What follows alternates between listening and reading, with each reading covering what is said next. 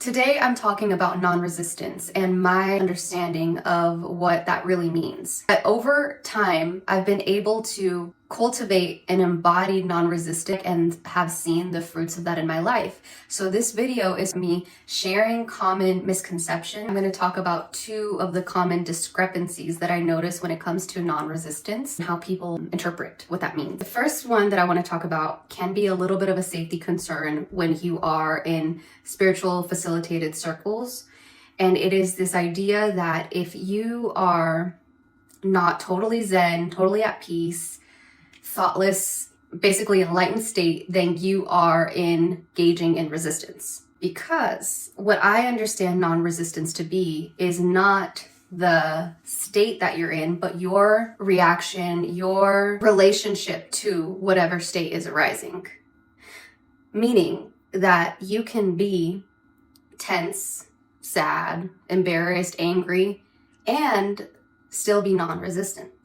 You can be daydreaming and non-resistant. You can be following thought patterns and loops and be non-resistant because it just means that you're not at odds with what's happening. And so it's most often negative emotions where we're at odds, but the tension itself is not a problem. It's just your nervous system doing what it's designed to do. I've noticed that in some spiritual circles, there is this like, just let go, just surrender. You'll understand one day, you're almost there. And there's this, sometimes they might outright say it or just imply that the state that you're experiencing is a problem, is not spiritually mature. And that's not the case. The state that you're experiencing is one thing, and your relationship to what you're experiencing is where that maturity is shown, is felt. And there's nothing shameful about resisting. It's just something that a little bit of loving and gentle awareness is needed in that situation. So I recently watched an interview where Ram Dass was interviewing Thích Nhất Hạnh, and he asked him about this concept of being very tender with anger. But anger you can fill in and substitute any emotion that you might label as triggering or challenging or negative. And to that, Thích Nhất Hạnh said, yes, you are loving awareness. Loving awareness is you, and anger is also you. Anger is a form of energy. Loving awareness and mindfulness is a form of energy. And so you want to take care of anger the way that a mother takes care of a baby. You want to invite your mindfulness, a part of you, to take care of anger, another part of you. And so he recommends breathing in, I know that I am angry, breathing out, and I'm taking good care of my anger. And you can substitute again whatever it is that you're experiencing, taking good care of that. That is the non-resistance.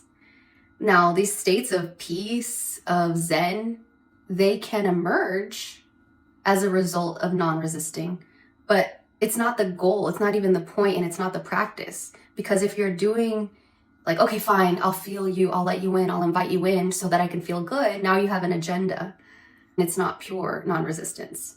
And now you're doing it to get it to shut up or go away. Even in the most well-meaning spiritual spaces, because they want you to feel the oneness that all that is, the goodness that is in every moment, the gratitude in just being alive, can subtly try to force surrender. And that's not a state that can be forced. It's something that you first feel safe and cared for, and then you can relax into it. And those are situations that I have found myself in.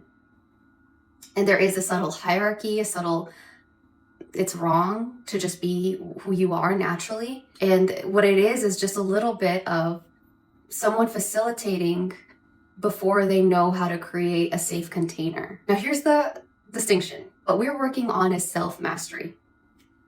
So what I am saying is I'm not intending this to use so that next time you're in a ceremony and a facilitator says, just let go, just trust, that you then turn and say, you don't understand, you're immature, you don't know how to be a safe container. That's not the point. Because what the focus is, what Thích Nhất Hạnh is talking about is how you're relating to what's happening, not the environment. So you're not looking at the external environment at all. There's no story here about who's wrong, who's right, who should have said this. No. There is discernment if you are in a place that is harmful for you to get away from that, which I'm going to talk about. That's the second point of the misconception of non-resistance means no action. But that's not true. So we're going to talk about that here in a bit. But before moving on to that point, I want to really explain that this is between you and you. And so you're building up the capacity to be at one within yourself so that no matter what is happening around you, you can be peaceful even in hell, because the outer circumstances don't really matter all that much. You're primarily tending to and aware of everything that's coming up within you and then mothering it and nurturing it. Again, it's just about self-mastery. This might explain why you've gone to a retreat and then you left feeling like something wasn't resolved here, feeling more at odds with yourself. Or it could also explain why you've gone to a retreat and you come home feeling more at home within yourself, feeling more at home in the world, and feeling more aligned. There was probably a component there of a facilitator who was a safe container, who met you. Yes, they held you to your wholeness, but also they met you as you were. There was nothing wrong with you, nothing to fix. They were just accompanying you and then maybe gently guiding if you asked or if it was appropriate. But there was no need to perform this enlightenment in order to be accepted. There was no need to bypass your body's knowing or the tightness of your body. It was all accepted and loved. It doesn't even require anybody to say much. It's just an energy field of being accepted, as you are, that lets things soften. And this is something you can do for yourself. And it's beautiful when you find a space where there are skilled facilitators who know how to do this for you too. Okay, moving on now to the second argument. Let me play devil's advocate. I hear it all the time. And they say, well, if I'm non-resistant, then I shrivel away to nothing. I become passive. I don't engage with life. I don't get things done. They think that you won't set boundaries, you won't leave a situation, you just become this passive participant in your life. Actually, what ends up happening is that you become more effective, more precise, because you are acting from clarity, not from the turbulence of your emotions. The opposition isn't what's steering the ship here, it's total clarity. And that leads to even more fruitful action instead of coming from panic or defensiveness. People like Thích Nhất Hạnh, Martin Luther King, Gandhi, Eckhart Tolle, these are all incredible examples of people who've taken a lot of very effective action in the world while practicing non-resistance. Thích Nhất Hạnh, for example, he built villages, he's publicly speaking, wrote many books, he organized massive humanitarian reliefs. He was exiled from his country. Incredible. There was nothing about his life that was passive. And a lot of times for us Westerners, it is striving, efforting, that is the norm that has been conditioned into us. And it leads to burnout is what it leads to, and living a life that feels very empty because it is more practical, prudent, and keeping up than aligned and soulful. Our capitalist society rewards output and pushing, striving, self-sacrificing, and it's very showy, and it works. This kind of effort does pay off for a lot of people. And then they get a lot of outward praise and they're seen as powerful. And then there's an egoic component, like a pride that I'm a doer. I don't take no for an answer. I'm a fighter. And so then the ego can be a part of it. There's also a risk mitigation that if I do this smart thing and just work myself tirelessly, and I am exerting control over circumstances. So it feels necessary. All about speed, productivity, results. Not so much focus on long-term sustainability, not really considering the nervous system or the impacts that we don't see on our community. That doesn't really matter that much. Are constantly rewarding exhaustion. And while there are some great leaders, non-resistant leaders that I named, the truth is that this calm authority, this quiet but powerful, more precise and empathetic leadership, it's not the cultural norm. And even our colloquialism support that we don't even have language for what I'm describing. We attack a problem, we crush a goal, we are fighting injustice. It's all very combative. There's not really cooperative effort language, at least not mainstream, at least not in the everyday colloquial sense. So what I'm suggesting for a lot of people, they want to play devil's advocate with me because it feels threatening. It just is such a change from what we've been taught. We've been taught this so well. Then on the other hand, this like, oh, everything's good, just smoke a joint, don't worry, be happy.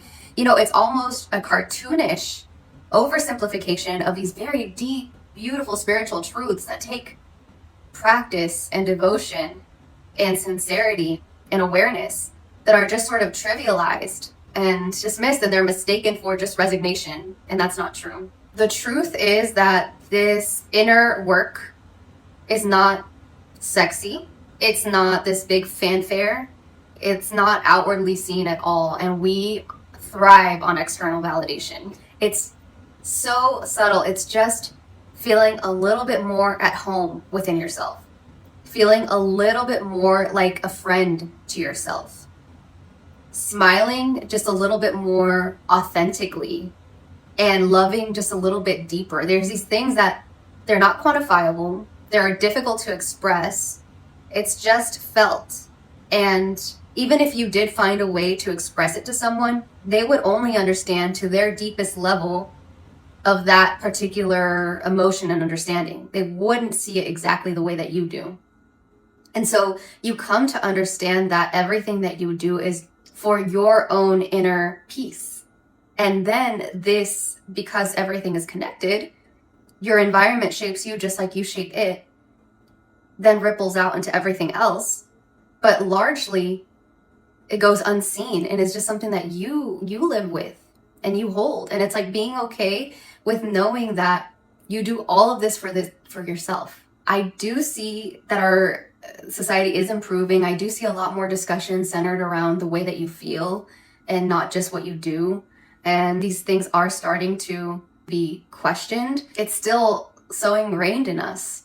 Truth is that it's something that only you'll feel, only something you'll know. And you can't say when someone is performing or when it's true, and it's not for you to know. You just got to keep your eyes on your own paper. Keep your eyes on your own internal state, because that's the only thing that matters right now. That's the only thing that's true for you. Doing this work, there is a big component in trust and to continue to calibrate to your heart, which is your true guru, is your true guide. The beautiful thing is that as you do this careful nurturing of yourself, it becomes easier to spot this outside of you.